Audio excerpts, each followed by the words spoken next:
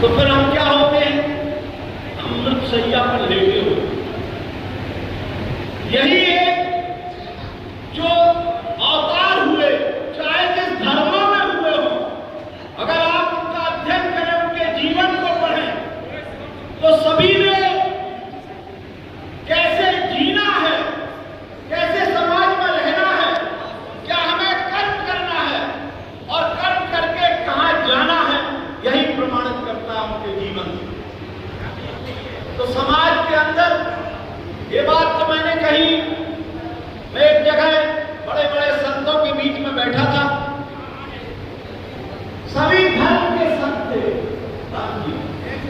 हम तब राजनीति में आए थे, हम कुछ जानते नहीं थे, ज्यादा बहुत पढ़े लिखे भी नहीं थे, बीए एलएलबी किए थे, धर्म ग्रंथों पर ऐसा और सभी धर्मों में क्रिश्चियन भी थे, मुस्लिम भाई भी थे, हिंदू भी थे, सभी संत थे बड़े बड़े धर्मों के। हमें बुला लिया, कोई चाहता सामने किया जाओ बैठ के।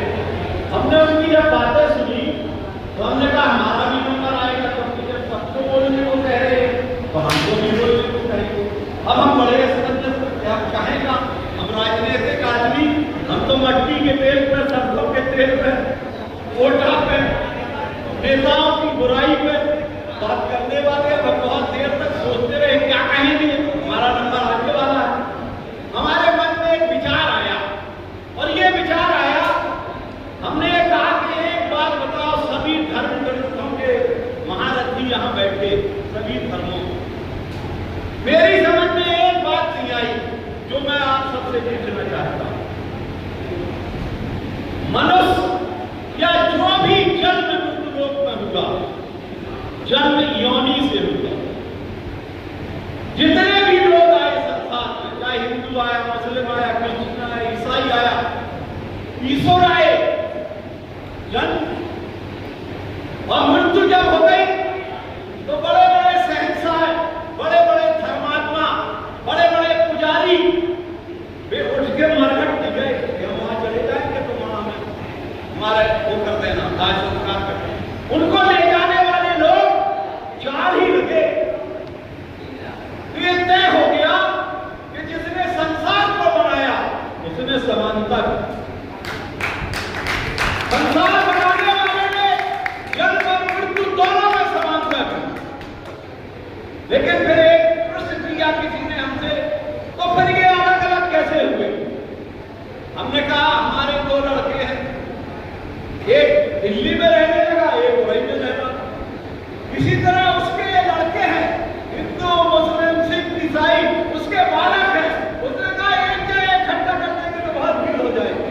उसने कहा बांट दो, फ्री रहे। लेकिन सभी धर्म गुरुओं ने एक बात कही कि जो बताए हुए रास्ते पर चलेंगे, जो धर्म के अनुसार चलेंगे, जो धर्म के द्वारा कार्य करेंगे, वो अमर होंगे। और जो धर्म से हटके करेंगे, तो चाहे रावण रहे, चाहे कंस रहे, जिनने 72 चौकड़ी राज किया हो संसार में, उनको भी क्या हसूगा ये देखा। तो आने वाले समय में हम लोगों को समाज में जिस तरह का भेदभाव है, हमें उसको बांट के, जो हमारे गोस्वामी तुलसीदास जी ने कहा कि परहित सरस धर्म नहीं भाई और परपीड़ा, उन्होंने कहा ना हम किसी को कष्ट दें, ये तो सब समानता है। अच्छा एक बात हमको एक बार आई थी, हम एक मंच से ये भी कह रहे थे, कोई व्यक्ति संसार में ऐसा मिले जो ये कहे कि हम ब्राह्मण पैदा हुए थे और मरने के बाद ब्राह्मण पैदा हुए, कोई संसार में कहे, बहुत कठिन। इसलिए जो हमारे धर्माचार्य आए, भगवान परशुराम आए, उन्होंने हमको ये शिक्षा दी, उन्हें हमने ये बताया कि कर्म हम करेंगे, लेकिन धर्म से जुड़ा हुआ कर्म। जो धर्म कहेगा वो हमारा कर्म है, और कर्म ही हमारे प्रारब्ध को बनाएगा। इसलिए उनके बताए हुए रास्ते पर हम चले। उन्होंने जो हमें सिखाया है समाज के अंदर, हम उस तरह के काम करें जिससे समाज का वैभव बढ़े, समाज बड़ा हो, समाज तरक्की करे। कहने को बहुत कुछ है, लेकिन क्योंकि संयोजक महोदय मसक रहे कि धीमे पर ले, तो हम पुनः उनके चरणों में श्रद्धासुमन अर्पित करते हुए जो हमारे मंच में विराजमान है उन सबका आशीर्वाद देते हुए जय जय परशुराम, जय जय परशुराम, जय जय परशुराम। धन्यवाद। इस अवसर पर मंचासीन हमारे सभी सार्वजनिक राजनीति के कार्यक्रम बड़े भाई वर्तमान विधायक आदरणीय के लिए बंद है जिला अध्यक्ष डॉक्टर सलाम आदरणीय राज्यपाल हम सबके हाथी के अध्यक्ष